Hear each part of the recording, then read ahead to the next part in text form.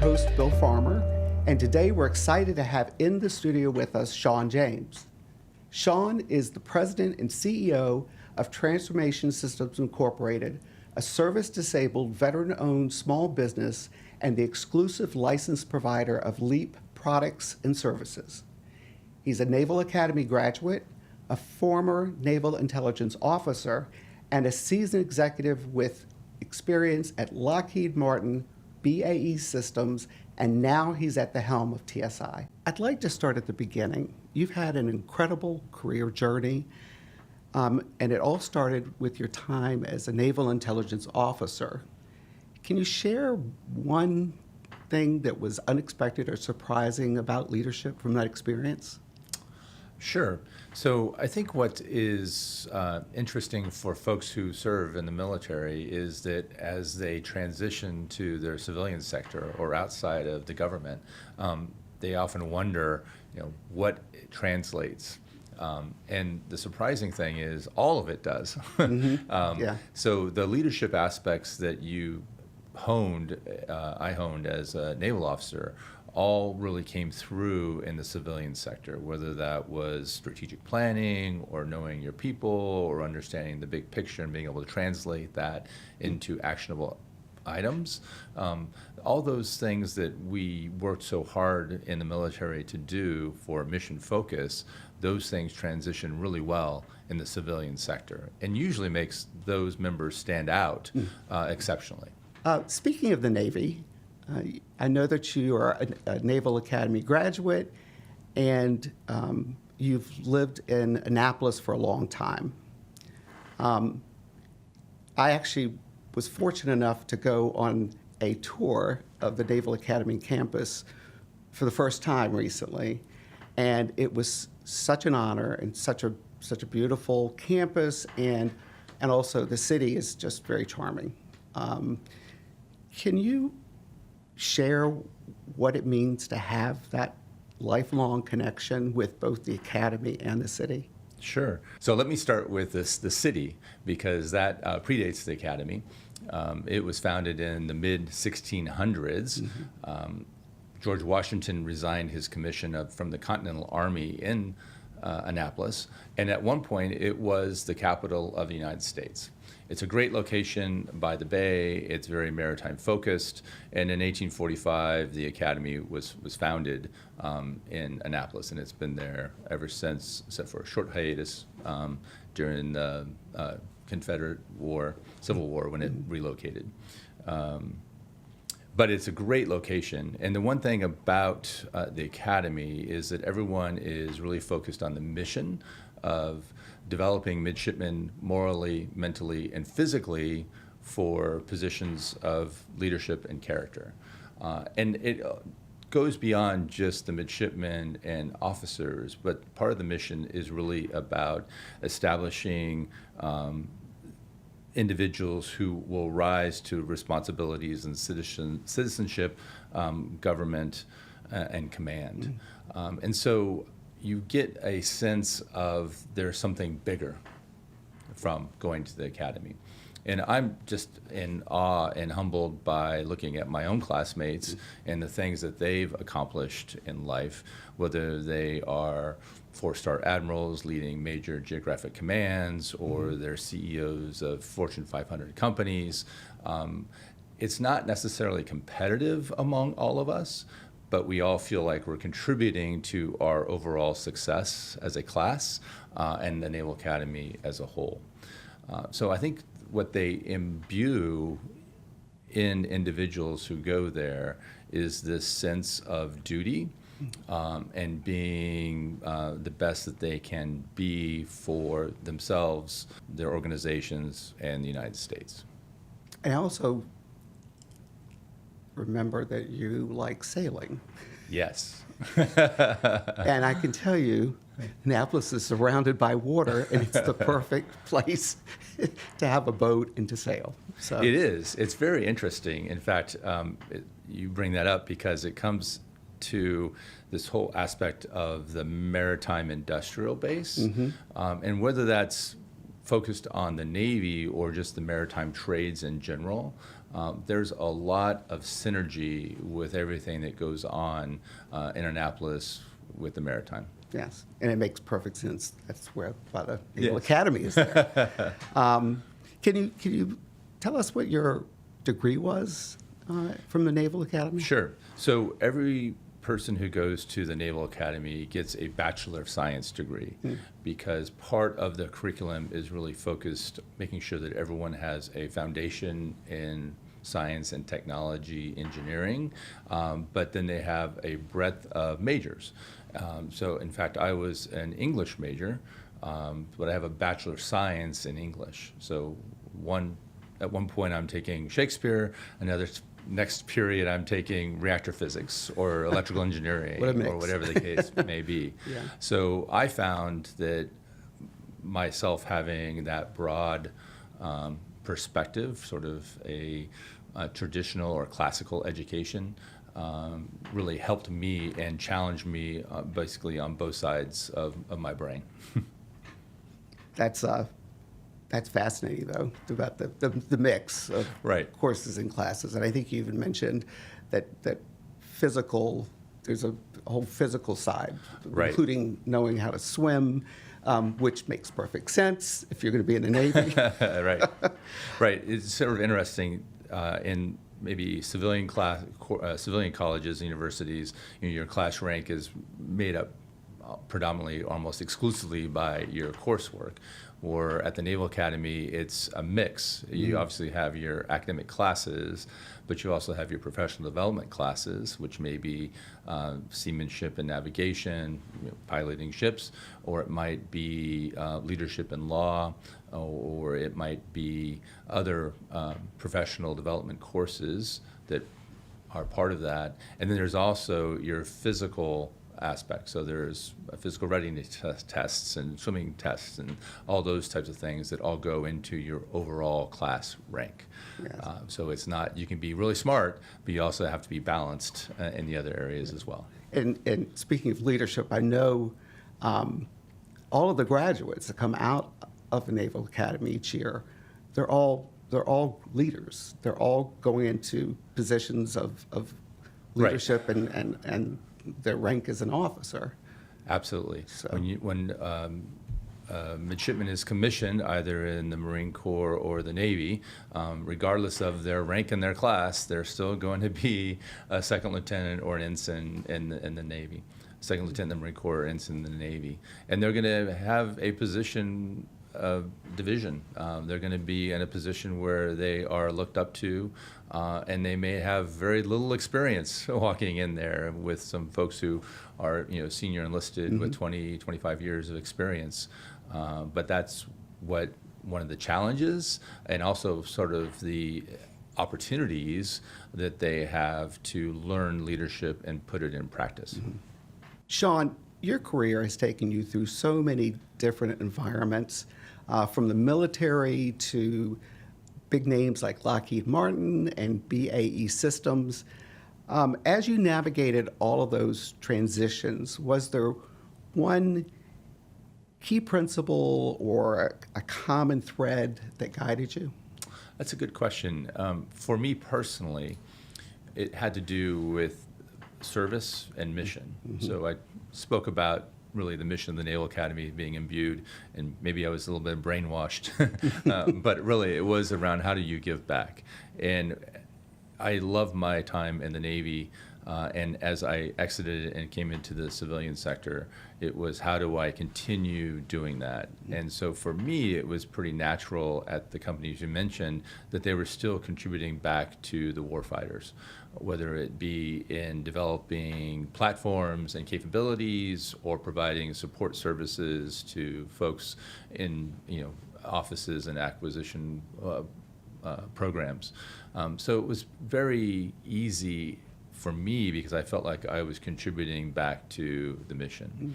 My classmates who went into the civilian sector doing insurance or whatever the case may be, I think it's still, they find that mission to connect them. It may not be the same, but I think that's a common theme and thread. If you don't mind, can you just briefly describe what your roles were at Lockheed and BAE Systems? Sure. So at BAE Systems, I was overlooked business development opportunities for one of the technology solutions sectors at the time. And at that point, BAE Systems was doing a lot of acquisitions. And so I did a lot of work in the mergers and acquisitions, looking at potential companies to acquire, to bring them in, to integrate them into the BAE Systems family. Okay. And part of that was also looking at, forecasting or looking at where opportunities or where the market was going, what the demand signal was going to be, and looking for new technologies, new capabilities that way. At Lockheed, I started in business development, but then transitioned into program management, running a business unit, a P&L. But part of what I was looking at there again was really positioning Lockheed for new markets. At the time I was at Lockheed, it was after 9/11, and so there was a lot of focus on homeland security, homeland defense. And one of the things that I brought together was current capabilities within Lockheed for Coast Guard, Navy, maritime security, but then also understanding what that meant going forward. So what became maritime domain awareness was something that we were focused on, and really looking at how we broaden the capabilities. If you think about, and we're doing this today, right, with container ships.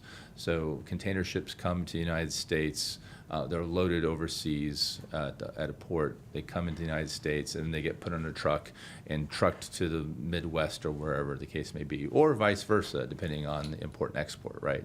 But along that path, there are potential vulnerabilities, there are potential security issues that have to be addressed. So not only tracking the ship, but then tracking the container, tracking the person who packed the container. Were there vulnerabilities associated with that? How do you do that? How do you really minimize the risk and the vulnerability? You joined Transformation Systems back in 2012, and you acquired the company in 2024. Congratulations, by the way. Thank you. Looking back on the years leading up to the acquisition, is there one memory or a special moment that you realized you wanted a bigger role with the company? Sure. So it sort of goes back a little bit to the experience I had at BAE Systems when we were looking at acquisitions, and I had at the time been involved in the acquisition of a small company in Huntsville called Mevitech into BAE Systems. And what was really unique about Mevitech was that it was a woman-owned small business. They were well positioned in the Huntsville market, which was focused both with the Army and also NASA. And they had this great culture. And as we were doing the acquisition, that was one of the things that was so integral and important to the owner of Mevitech, was that culture would be retained when it joined the larger BAE Systems. And so what I learned through that process was that, one, culture and match is important, but also, even though I was at the big company, that my long-term goal was to be that person, be that owner of the small business, to create that culture and bring that into a larger company. So that's sort of been my goal for a long time. Being part of TSI for so long really let me understand and really advance the culture that Marta established with TSI, and how do we continue that culture going forward. Right. And that's Dr. Marta Wilson, Exactly. who is the owner and the chief ambassador for the LEAP Enterprises. Correct. I know that TSI holds a unique position as being the exclusive license provider of LEAP products and services. What does it mean to you to be the keeper of the LEAP framework in such a critical sector? Well, first, it's humbling and it's an honor as well. As we talked about, the LEAP Enterprise content is really based on 35 years of research that's gone on to capture the essences of what's so important for anyone to advance in their career and individually themselves. So it's really important. I think what's most important now is, and I feel a responsibility about, is really understanding the future. So being able to translate what the customer requirements are going forward. That could not only be content, but also how people learn. Things are changing with technology. AI's here, videos here. There's self-taught learning. There's all these different pieces. So how do we take the baseline of LEAP, which is so foundational, and translate that so that people can eat it up even more? That it comes a way that it feels current, that it's talking to their issues that they're going through right now, and addresses the items that are most urgent. Yes. I mean, I can tell you that there's so much goodness in the LEAP framework. I'm actually lucky enough to be going through a LEAP certification right now, and it's just the wealth of knowledge. Marta has written 4 books, one that was a bestseller, and there's so much intellectual property that's there that to be shared, and it is an amazing framework. Right. It is amazing when we're doing these sessions, and I've done them myself, with an audience of, it could be a small group or it could be a large group, but you have folks who experience it differently, and having that breadth of background and knowledge and content allows us to really pivot when we need to. For example, we were in a session and it sort of went sideways with one of the participants. They had a really emotional reaction, which put the class at sort of unease, watching this person have this very real emotional reaction to it. But because of the content we had and the training that we have as certified trainers, we were able to really leverage that and make it to the benefit of everybody. So they could have an honest reaction that the person had, but it eased the unease that everyone else had by the skills that we were able to bring. Yes, and I actually, through this certification, have really enjoyed understanding what the framework's about, and it actually makes you reflect. And I'm guessing that was part of the emotional experience that the person was having. Absolutely. It's just that reflection and taking that all in, and then how it applies to them. Invariably, when we start a session in the morning, if it's a one-day session or a multi-day session on the first day, there'll be someone in the audience who's sitting back like this. But by the end of the session, meaning that they're doubting Thomases or they're skeptical or whatever, but by the end of the session, they're usually the one who's leaning forward most and sharing most, and they'll say that this experience really changed their thought, and they'll admit how they came in with some preconceived skepticism. Exactly. I know that this acquisition positions TSI as a service-disabled, veteran-owned small business. How has that changed the way you interact with your clients? And is there something exciting going on in TSI that you're really charged up about? Sure. Great question. TSI is now a service-disabled, veteran-owned small business. We were a woman-owned small business under Marta's leadership. The point that we want to make, though, I think, is that TSI is a great business. TSI is a great small business. TSI is a great service-disabled, veteran-owned small business. We've rarely gotten any set-aside work because people see the value in what we bring. And so we've been able to compete on a full and open basis and a small business basis. So even though we have that credential, which I think is important because it ties us back to our mission to veterans and service focus, it isn't necessarily a crutch. And particularly now, as what's going on in the federal government with the federal acquisition regulation being rewritten and overhauled, FAR Part 19 really diminishes or de-emphasizes many of the set-aside categories. So for other companies, that might be a real risk. But for us at TSI, we're positioned as a good business. And so that means we have to do all the good things and compete in a way that we're not handicapped because we are service-disabled, veteran-owned small business. So I'm excited about it because it's, I think, leveling the playing field where our capabilities and our credentials speak for themselves as a business, and I'm excited about that. Yeah. If it gives customers the opportunity to set aside or do things, that's great, but that's not something that we necessarily lead with because TSI is just a really great business. Right.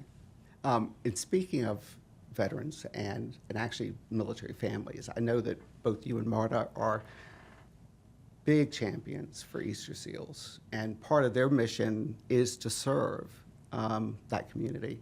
Right. Do you have any thoughts about what they're doing with the families? Absolutely. So it's very interesting because veterans will tell you that their families are as important or more important from their perspective oftentimes. So the fact that we're combining veterans and military families together is important, and we're seeing that be replicated elsewhere. For instance, in Maryland, where we're located, they just renamed the veteran organization for the state to Veterans and Military Families. So you see this recognition happening everywhere right now. And it goes back to making sure that the folks that we're serving, we're providing capabilities to, we're providing support services to, are really taken care of. While they're in uniform, while their spouses are supporting them in uniform, and even after they leave uniform in a civilian capacity. Yeah, it's so important and such an incredible mission to be part of. Absolutely. So the LEAP Leadership Development Framework is built on decades of research. What makes it so uniquely effective for the federal government? What makes it so effective is based on the federal workforce itself. So this isn't like we're taking some MBA grad school commercial application and trying to translate it to a program office within a military command. The research that LEAP is based upon came out of the Productivity Center at Virginia Tech and Oregon State University, which Marta and the founders were all involved with, and it was focused on these organizations. So TSI got its start with the Navy's Aegis program back in 1994. And from that experience, we've only really worked with federal customers. And so it's really focused in on the uniqueness and challenges of the federal workforce. So it's, again, not translating something that might apply at Google or State Farm or other places. It really is relevant to their experience. Right.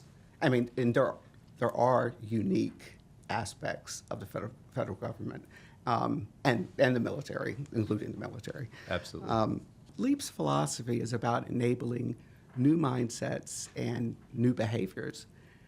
How does that align with TSI's unique blend of psychology, engineering, and data-driven strategies? The enabling new mindsets and behaviors is all about getting people out of their comfort zones, right? We're all human. We all have that desire to sort of stay where we're comfortable. And you have to really challenge yourself to step outside of that. So what TSI brings with the psychology and the engineering combined is really helping, how do you get people motivated? How do you tap into that human element to make that change? Otherwise, we'll just become stagnant. That's the fear. That's the risk, right? So the philosophy is really about enabling those new behaviors. If you think about today's environment right now, there's so much churn, there's so much change going on that it would be, some people just want to curl up in a corner, but you can't, right? No. You got to rise to the occasion. You got to think differently. You have to think in different ways. And then once you do that, how do you get other people on board that program? And how do you show them, again, back to the data-centric part, that it works? Or that it doesn't work. Maybe you're going to fail fast. But you have to have those types of strategies and get everyone on board to do that. Right. And you actually can learn from failing. Absolutely. In fact, you should learn from your failures. Can you tell me a little bit about the team at TSI and their experience with the science of transformation? Sure. So the two pieces that TSI brings to bear is really the industrial organizational psychology side and the management systems engineering side. And TSI was founded with folks who are well known in each of those fields. Dr. Marta Wilson, Dr. Sharon Flender, Dr. Gary Coleman, Dr. Alton Clark. Those individuals were really at the height of their fields, those two respective fields. And bringing those pieces together really helps us translate from an engineer to maybe from the left brain to the right brain and vice versa. So it really does help. Those renowned experts in the field are still there, and that's the basis for what we have. But now we're bringing in other folks who have different experiences, not necessarily PhDs, not necessarily IO Psychs and Management Systems Engineerings, but who really appreciate the breadth of experience and knowledge and have that ability to translate between those two areas. What's really interesting is they all met at Virginia Tech back in, well, I won't say how long ago, but and that's where they actually formulated this. It was kind of the whole core of what has progressed now with you. Absolutely. Yeah. LEAP is designed to help organizations and individuals in 4 masteries. They include personal, interpersonal, organizational, and motivational. Which of these 4 areas do you think is the biggest opportunity for growth in the federal government? All of them. And Great I'll say answer. that because they're so linked together. Yes, they are. Obviously, personal mastery is all about oneself. Interpersonal is how you interact with others. Organizational is understanding the larger context. And then the motivation is, well, how do you make everyone do what you want them to be able to do? Right. Shorthand for all of that. But all of that is so important because you can look at today's environment and see how each of those masteries are stressed by the environment that we currently have. And so the other part that's unique and I think really great about LEAP is there's no end goal. You're not the best at personal mastery. You're trying to be more masterful all the time. And you may be put in a situation where you were masterful yesterday, but you're less masterful today. So how do you rise to the occasion? How do you continue to grow and challenge yourself to be more masterful in those 4 areas? A leader might be put in a position where they are challenged today in one of those masteries, but weren't yesterday. That's why they all work together so well. And we've done a good job of looking at what some of the other leadership philosophies are out there and mapping them to the masteries. And what's unique, I think, about LEAP is that we have all 4.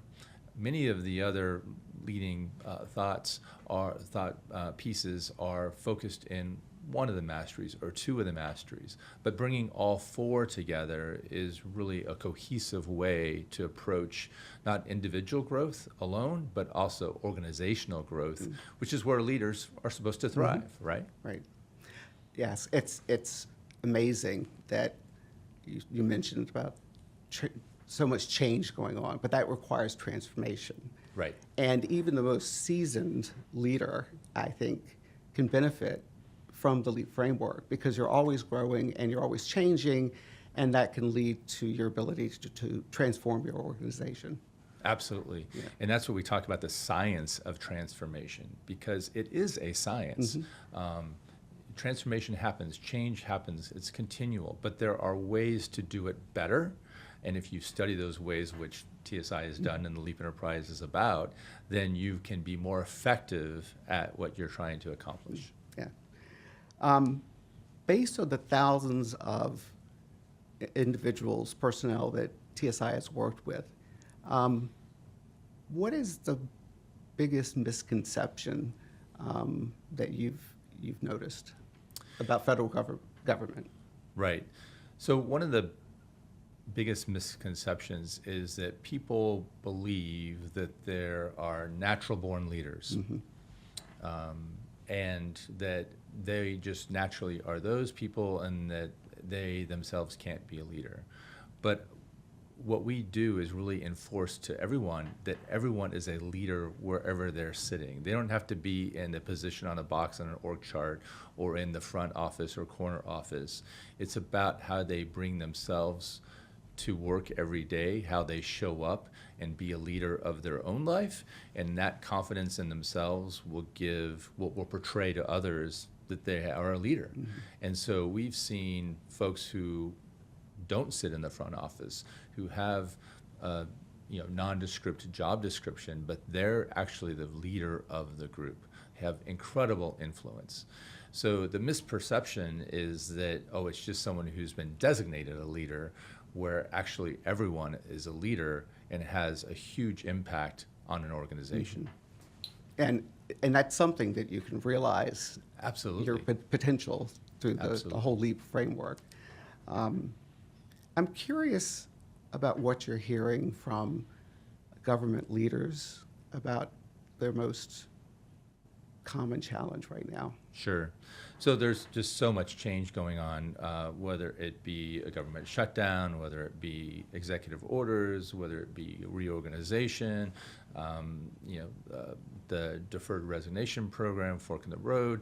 So there is a lot of churn and change going on, which has folks grappling. How does it impact them? How does it impact their organization? What does it mean to the mission? All those things. So that's probably the biggest piece of it. And then the second piece really comes down to time management. Okay, so there's less folks around, there's still the same amount of work. How do we get all that done? How do we manage all those various pieces, which creates stress? I was going to say that's got to be stressful. Stress is the biggest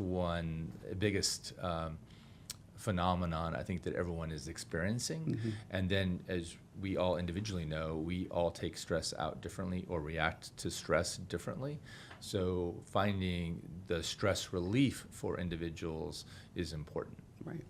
Yeah, and I can say from my personal experience, the leaders that I really looked up to were those that managed their stress in a way that was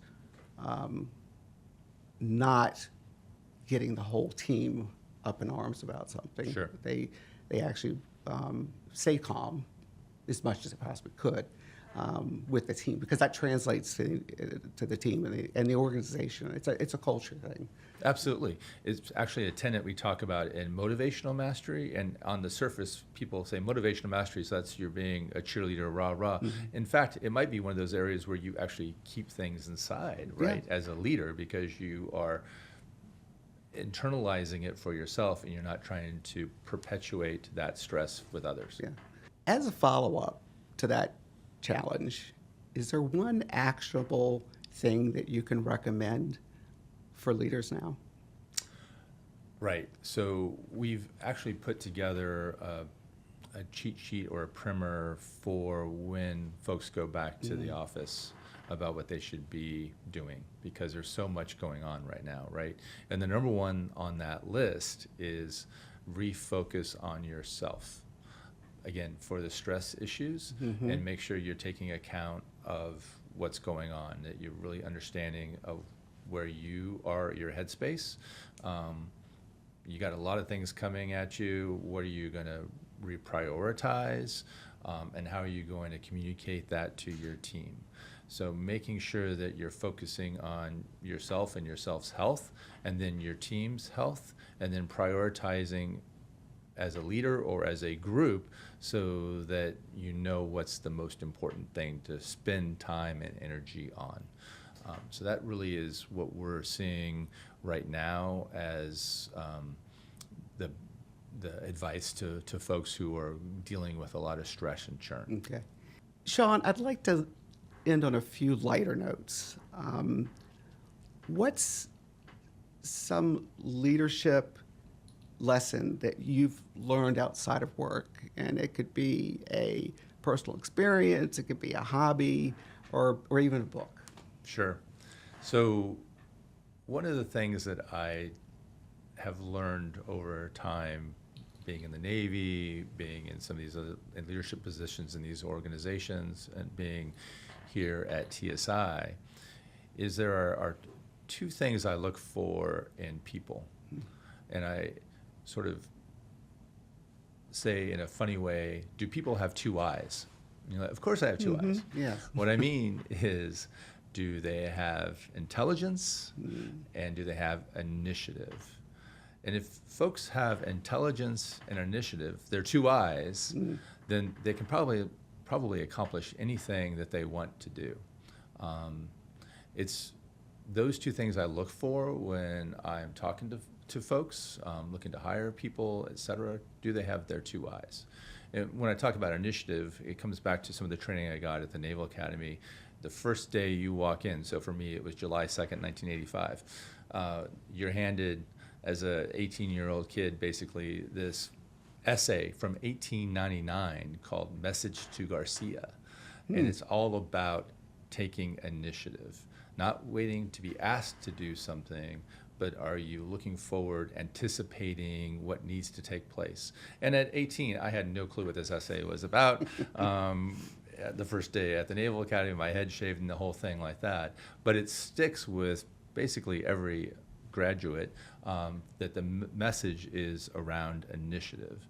And how do you take initiative? When no one's looking, are you taking initiative? Are you anticipating where things are going? So combining initiative with intelligence, if someone has those two qualities, they have their two eyes, they're good to go. TSI's mission is all about accelerating change and optimizing performance. What's one book or podcast that you find yourself recommending to leaders? Well, I'm going to recommend Leap Today. There you go. Hey, I like it. because it's about luminaries and lifelong learners, right? So as this podcast continues and we continue to bring in other leaders who are much better than me, they'll be able to. Oh, you're great. You're great. They'll be able to really illuminate some of these things that are common sense, but putting common sense in practice is really the challenge. We hear this a lot. Oh, that's common sense. We know how to do that. Yeah, but how often do you put that into practice? How often do you talk to your teammates or your folks and you really understand what's going on in their lives, how it's impacting how they're showing up at work? Yeah, we know we're supposed to do that, but do we do that? So it's a common theme there. So I'm interested in hearing what others on Leap Today are going to bring to bear. And I'm looking forward to talking. Keep up the great work. Yeah. Finally, if you could give one piece of advice to a new or aspiring leader in the federal government, what would that be? It would be find the individual or their team's why. Why are they there? Obviously, with all this churn going on and all these changes, it would probably be easier just to say, I'm out of here. Bye. See you later. Bags. Right. So people are there for a reason. They're showing up at work in the morning for a reason. What is that reason? Does everybody know that reason? Do you as a leader know the reason they're there? And then two, do other members of the team know why each other are there? And if you bring that together so everyone understands why everyone is there, you'll likely find some commonality that everyone can really bind around. to accomplish the mission. Because what's happening is not easy. There's a lot of stuff going on, and to be able to tap into that energy of their why and why they're there, why they're showing up, they're going to be able to accomplish even more. Mm-hmm. I mean, that's great advice. It's great advice for the federal government, for the private sector. And, Absolutely. And for nonprofits. Right. Shawn, thank you for being my guest today and sharing your insights and your journey and your passion for transformation. Thank you so much. I really appreciate it. I'm glad that the passion shows through. It does. It really is a focus on those masteries. Anyone who sits here on today's show, me, or future shows, will admit freely that they're not the best that they can possibly be. They woke up on the wrong side of the bed, something happened, someone cut them off in traffic. But the whole point is really to be your best. And if you think through yourself in those four masteries, personal, interpersonal, organizational, and motivational, and try to be better in each of those every single day, success will come. You will be a better person. You'll be a happier person if you think through those four masteries. Yes. I want to thank our excellent host, Bill Farmer, for leading today's conversation. I'm Janelle Millard, president of the LEAP Enterprise, and I am so glad you invested your time with us here on LEAP Today, the show where we talk to leaders, luminaries, and lifelong learners. Each conversation is a chance to see leadership in motion, a reminder that it's never static. We focus on the real work that drives success, moments that shape teams, stretch our thinking, and turn insight into lasting action. If something resonated with you today, put it into practice. Try it in your next conversation, your next decision, or your next challenge. We would love to hear where it takes you. We'll meet you right back here next time as we continue to unlock the full potential of leadership. Until then, you can find us at theleapenterprise.com. Thanks for being part of LEAP Today.